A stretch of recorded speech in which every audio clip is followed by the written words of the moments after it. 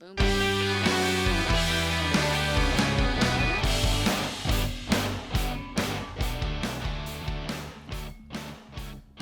Hello. Hi. And welcome back to another episode of Breakroom Banter. It is a hairstylist adjacent podcast where each week Two friends who also happen to be hairstylists break down our weeks in the break room. I'm your host, Hunter Walden. and I am your hostess, Ericka the Red. And we're back from a break. Yes. We took a little bit of a to break. business. We needed to take a little mentee bee or a little We had a little health. mentee Didn't bee. have a mentee bee. So, yes, we needed a mental health break. So, we're excited for today. We have a super special guest on, and I'm really excited for all the things that you have to talk to us today about. But first off, Ericka, why don't you introduce our guest? This is Alannah Zilkowsky, and we tried to record a couple weeks ago when Hunter was out of town, and it was just became very, very clear how much I need Hunter around because I am not a tech person, and I was so confused to the point where we couldn't even record, and it was a disaster. But she's here with us today, and we're going to talk about HairAid, which I'm really excited to know more about. Yeah, so Yeah, that's what I got for you. I love it. So we start every episode off with our peaks and our pits. I have a peak that I mentioned like a couple episodes ago, Alannah, but I wasn't able to actually talk about it yet. So, Alannah, you're one of the first people to know face to face, but my peak is that I won Beauty Launchpad 30 Under 30, and I'm in this here magazine on page 17. It's not like I have it memorized or anything, but that's me. Oh, I'm trying to hit that pause button. but that's me. That's my peak. And my pit, I don't really have a pit this week because it was a good week. And now I can't. My pit is that I can't set this up the way that I had it. Okay. Right on. Alannah, do you want to go next? Sure. So my peak and pit probably are kind of intertwined together. I could be cheesy and say that my peak is doing this podcast, but I feel like that's a bit of a cop-out because obviously it is. So I'm getting married in less than a month, and my bachelorette party is this weekend. So that would be my peak. Oh my God! Congratulations! Yay. That's so exciting. Thank you. Where are you guys going? And then I don't know. My girlfriends are planning it for me, and I'm not allowed to know, which like the micromanager in me is just dying. Oh my gosh, I love that. I wonder if you're coming to Nashville. Yeah.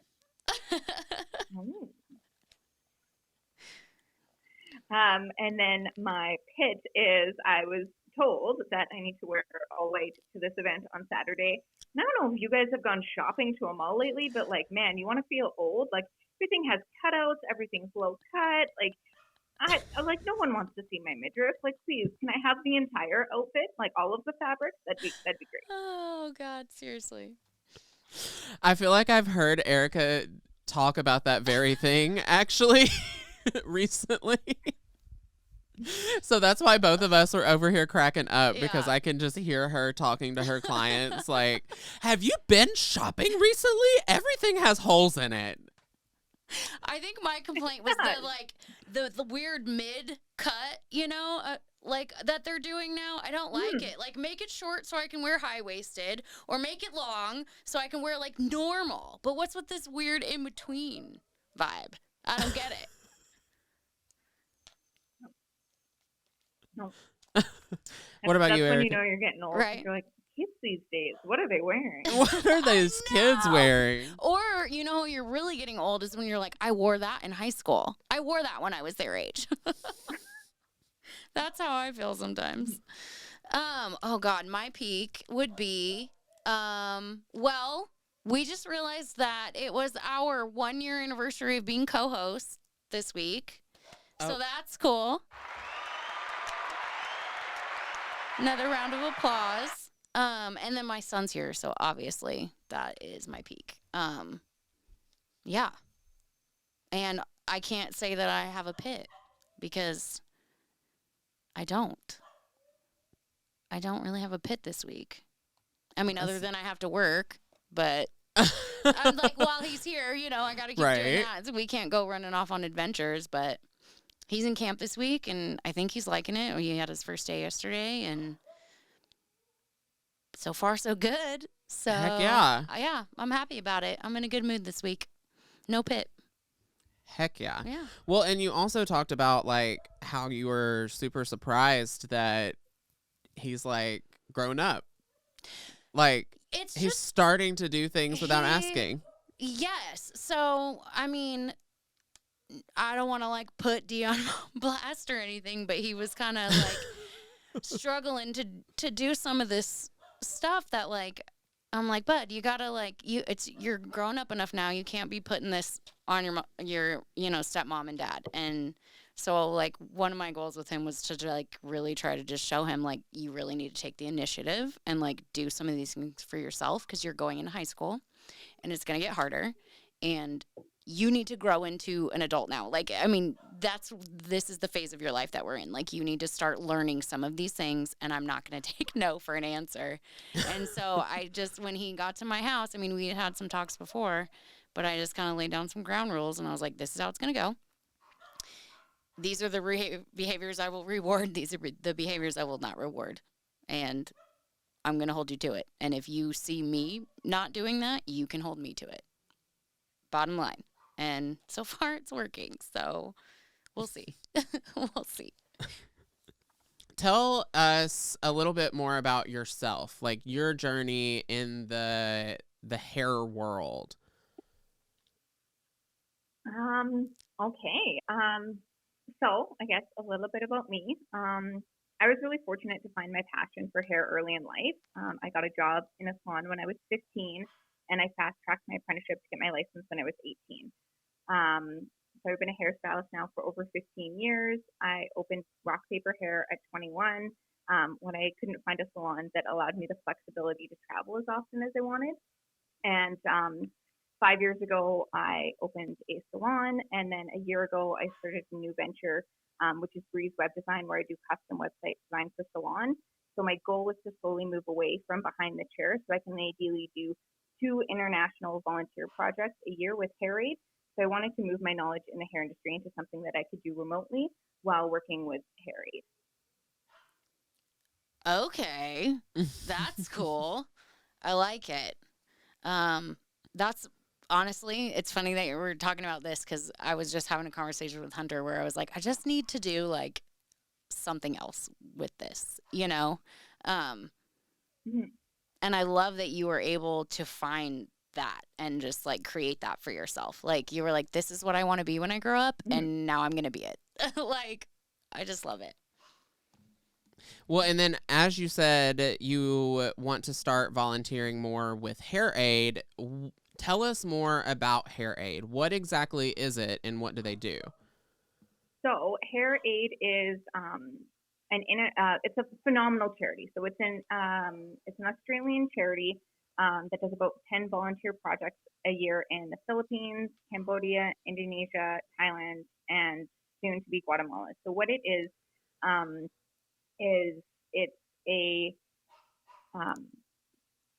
it's a volunteer project where you are teaching women basic haircutting skills so that they have the ability to earn an income and support their family. So you're directly impacting and changing lives by teaching the skill of cutting hair. That's really cool. Whenever you go on these trips with HairAid, how do people figure out what you guys are doing? Are you advertising? How are you getting people to join the movement as far as the people that you're helping? So HairAid's been around for over 10 years. So they have relationships built in each of the communities that they work with. So it's actually really amazing. I've been to the Philippines twice now with HairAid, the first time being January 2020, and then recently January this past year. And they've been in the Philippines now over 10 years. So there's actually women who we've trained in previous years that come back and assist us. help with translations, and it's just such a well-known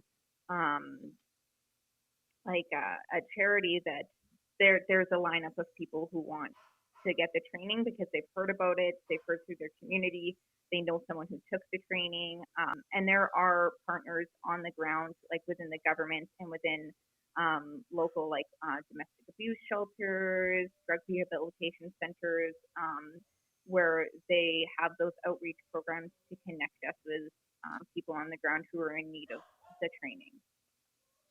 That's really cool. So like for people that are listening, if this is something that like sparks your interest and you want to get involved, like how would one go about getting involved in this organization? So basically, it's just kind of one of those things that once you've heard about it and it puts the bug in your ear, you go out to their website. I think it's hairaid.au.org. Mm-hmm. It's a bit of a funny one because it's an Australian website. Yeah. And you can see their upcoming projects. You can find out information about it. You can see fundraising opportunities. You can see about getting involved locally. Not so much in the States and Canada, but in Australia, they do community cuts. So they'll do outreach programs locally that you can get involved with. And you just pick a date that works for you in your schedule and you can sign up, and then you coordinate flights and they take care of accommodations and things like that. And you just show up. That's really cool. I love it. So tell us a little bit about like your experience going. Like, what was that like for you? It was, I don't know what I expected, but it was phenomenal. So the first time, I had no idea what to expect. And you're legitimately working in some communities. We had a tour through the community of where some of our trainees live, and it is quite literally like dirt floor, corrugated steel roof. Like we don't know poverty like that in North America, and you are literally giving them an ability to put food on their table for their families. So the first day, typically, everyone lands, gets to know each other. There's about 20 hairstylists from around the world that get together for each project. We put together the kits. So at the end of the training, when the trainees complete the whole week, there's specific milestones that they have to hit, how many haircuts they have to do. And honestly, by the end of the week, they are proficient hair cutters. It's so awesome. Phenomenal. So day one, we put the kits together. At the end, they get a pair of scissors, 4 clips, and a comb, and that's a business in a bag. They can start making money the next day with that. You know, we're very privileged to have, you know, $2,000 hydraulic chair and capes and, you know, basins and all these things. But at the end of the day, like, you need a comb and a pair of scissors, and you can cut someone's hair. I love that. And you might have already said this, but I might have missed it. How long, like when you go, how long are you gone for? And then how long is like the training for, like the people?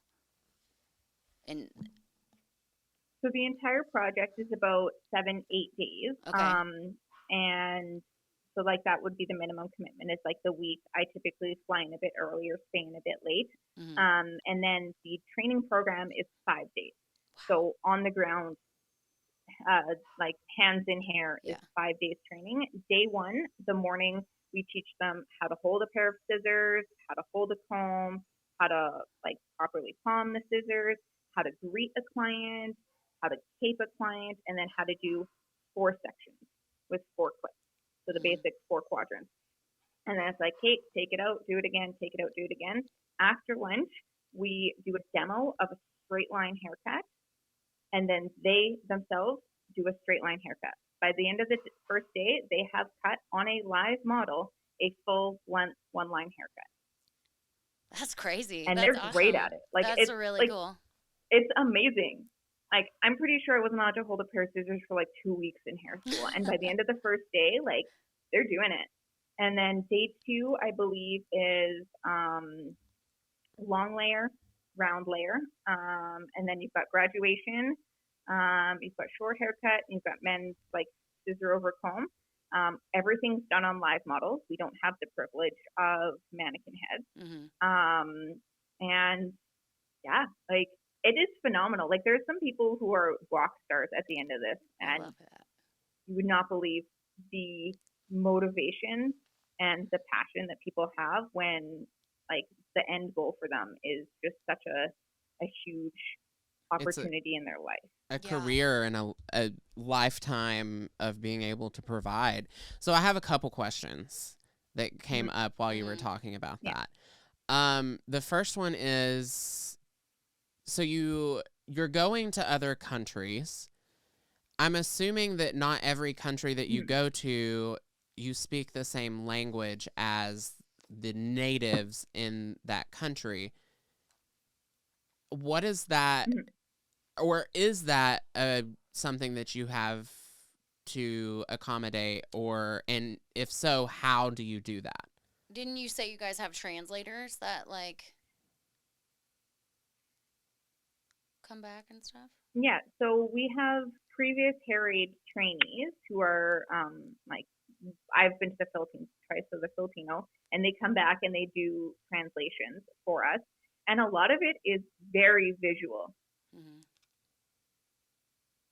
Like and I've learned very, very little of Tagalog, so I know how to say like Lupita is handsome and like Maganda is beautiful. So you really like, you go over, you comb it, and you can visually show like, hey, like, see, there's a little piece there. You look Maganda, and they're like, like it's very visual. It's very you figure it out. Honestly, you just make it work. But we do have a couple people on site for translations, but. That gave me goosebumps. Definitely, It did. Something we overcome. That's really cool. And then my next one is the kits that you guys provide. How are those put together? Are those crowdfunded? Is there a place that maybe hairstylists could donate old shears, or like donate new shears or new combs if they're able to, or anything like that?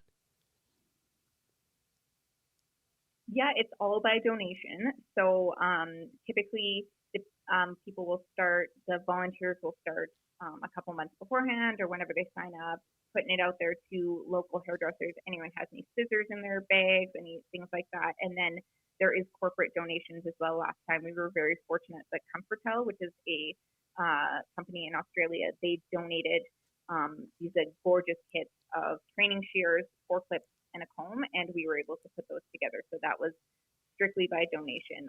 Last time the ask was for capes because all the capes have been donated, and typically we're working with Southeast Asian hair. It's black or a very dark brown, which is a pain to see on a black cape. So the preference is always for white capes, but we take what's donated. But everything is volunteer run and by donation. Okay, and is there a place that you can go to find how to donate?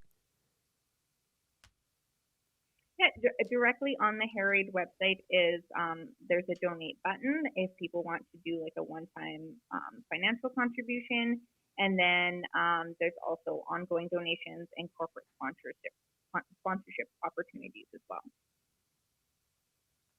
I like it. I love that. So, and this was another question that I had when you were talking earlier. So it's kind of crazy because we have to spend all these thousands and thousands of hours to like get licensed to do our job in our country, right? Yeah. Obviously. And you're able to go over there and teach people, like you said, in a week with speaking minimally and like just really by sight. That's super cool. But are there like, this might sound really stupid, but is there like there's probably not safety and sanitation type stuff where we have to do hours and hours and hours of this and learn all these like vocab words and diseases and stuff like that? This is just the basic skill of cutting hair. Are the regulations like different? Are there not regulations on stuff like that? Like, how is the governmental licensing of a business of being a hairstylist, is that different? Is this just something that they go and they do, person to person, or do they have to go on and get a license and work in a building and that type of thing? So if they wanted to work in a proper salon, like a mall salon or one with like 4 walls and a roof with glass in it and a door and everything, Yeah. then yes, there is still like sanitation processes to be a licensed hairstylist in the Philippines. There is schools to go to and things like that. This is like on the ground. A lot of the people who we're giving training to probably aren't even actually documented citizens in some point, because you are like you're pregnant and you're giving Yeah. birth and you're not going to a hospital to give birth. That's something like it's wild. We teach them the basic, like, if you get a haircut, here's how to clean it, here's how to clean your shears at the end of the day, Yeah. safety in that standpoint. But it's really like base level poverty where something like hours and licensing just don't apply. It's survival at that point. Gotcha. And that's kind of what I was trying to understand. Like, is at that point, like, yeah, are they then able to go work in some fancy salon, or is there still steps that they would have to take, but this is just the first step to doing that and giving them something that, like you said, can help them survive? Yeah, and there are some superstars who, there's just, you had them in hair school. It could have been you in hair school, who were just like amazing, right? Like you see it on the second day and you're like, you are actually like really good at this. And HairAid has connections and support for those, we call them the superstars, for the superstars to connect them with potential scholarships in hair schools. There are people who have gone training in HairAid in the past who now work in professional salons. There's a couple who have actual salons out of their houses because they're able to have a house. So there are supports for getting someone like legitimate in that sense as well. And there has been several over the years where it's just like great success stories. That's really cool. Really, really cool. So like you said, day 1, you're teaching one haircut. Day 2, you're teaching another haircut. Is that kind of how it goes throughout the process? Like for the rest of the 5 days? Is there like we build on it. We build on it. There's like a 5-day cutting program that HairAid teaches you to train to keep everyone consistent. Because we all have a different way of doing a long layer haircut or a uniform layer haircut. They have their specific, these are the sections we teach, these are the way that we teach it. And then we build on it. So they're learning like, okay, well now you're doing a layer haircut. What are we going to do first? We're going to do a straight line first, and then we're going to do like a square layer. And it's dependent on models too. So by the end of the second day, we start teaching like consultations. Like, well, what does your client want? Does she want apple cut, which is basically like an angled bob? Like, do you want apple cut? Do you want layer cut? We're looking at pictures, and then they're learning how to build a haircut themselves.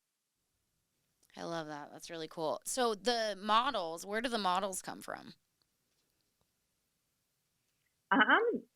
The community, like you, well, we have before walked around with written in Tagalog, free haircut on a piece of paper, and just walked around the neighborhood, and then you just get people following you, and then you come back and there's 20 people behind you who want a free haircut.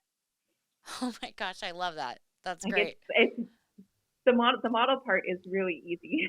Actually. Well, I mean, I figured, but I just was curious how you went about getting them. Like, did people hear about the program and sign up for something, or was it something like walking around and asking people if they want a free haircut? That's just really cool. Yeah. I like that. So when are you planning your next HairAid trip?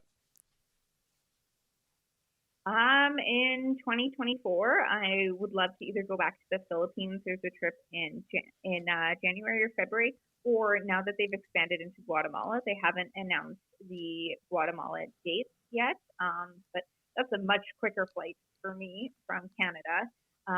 But I do love the relationship that we've built in the Philippines.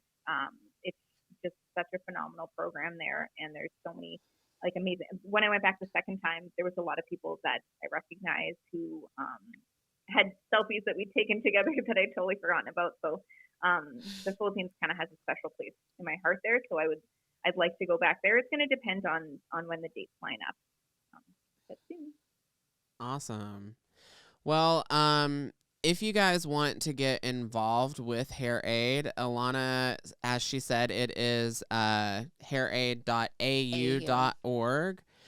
We'll have that linked in the bottom in the description. Alannah, if people have questions, how can they find you to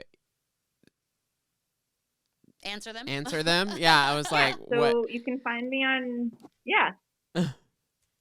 you can find me on Instagram. It's Breeze Web Design, Breeze Web Designs. On Instagram, just send me a DM, ask any questions, and I'm happy to help. Happy to answer any of the holdups that you may have, or any of the concerns, or just if you want more information on it. I would love to encourage more people to volunteer on a project. It's just such a phenomenal experience and such an amazing thing that you're doing to literally teach someone a skill that can get them out of poverty. And I think every hairdresser out there should get involved in one, because the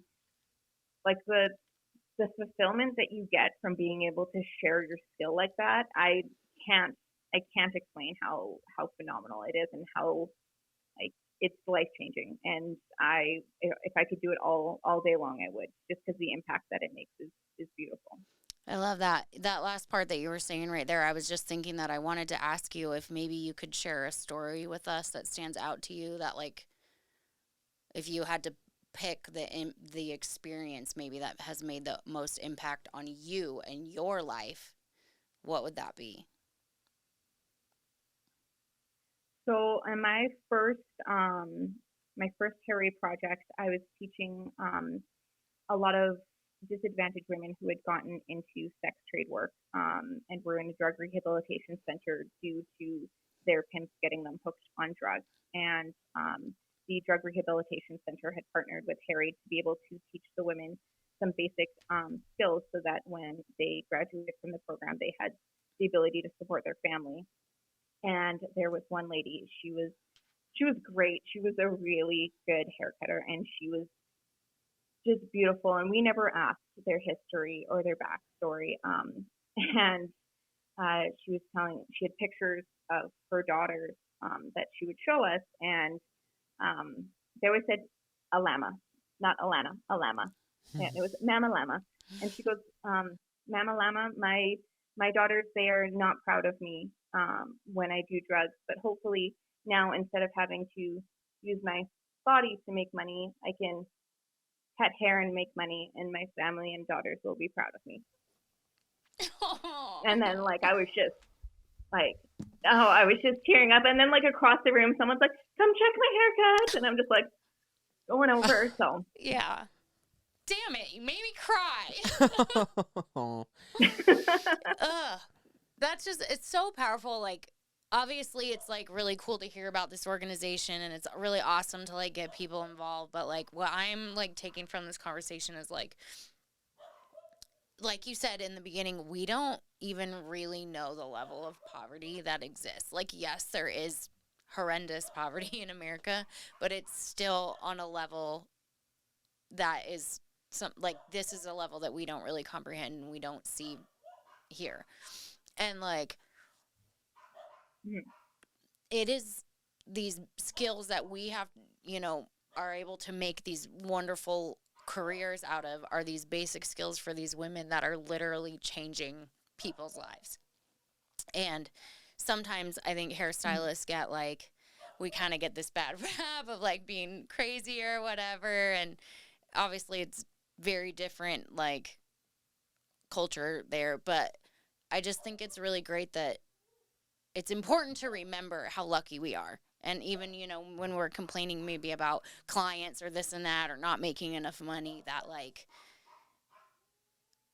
this ability that we have is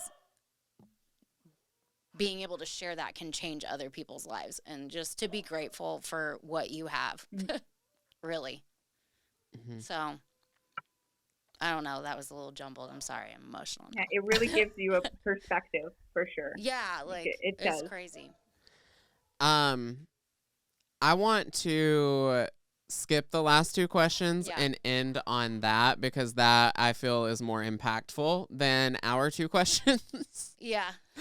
So, thank you, Alannah, so much for sharing all about HairAid and all about yourself with us and your experiences with HairAid.